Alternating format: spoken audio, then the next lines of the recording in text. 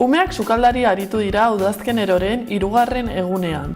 Lazaberrikook haize elkartera hurbildu gara txokolatezko tartaren errezeta sekretua zein den ikertzera.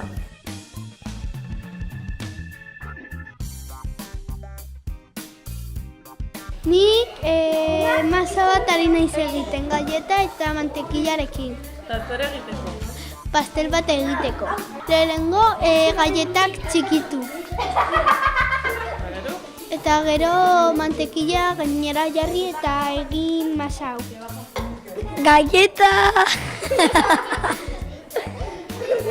mantequilla eta txokolate. Txokolatezko tarta egiten ari gara. Galletak txikitzen iruditu zaitzaiena. Lehenengo hartu galletas Maria eta askatxuflatu ondo. Gero, bota mantequilla. Gero,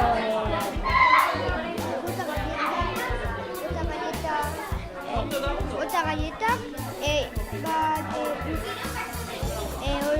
luzera eta bestea ere eta gero jarri bat beste leku batean. Eta egin hori 3 aldez. Eta gero jarri birutak eta beste gauza bat.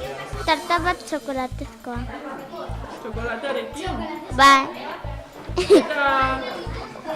Eta egunean parte hartu duzu Euskararen hasteko gauzetan? Bai. Zer egin?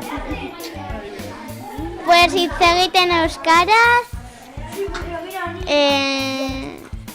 jolasten euskaraz, eta jazta.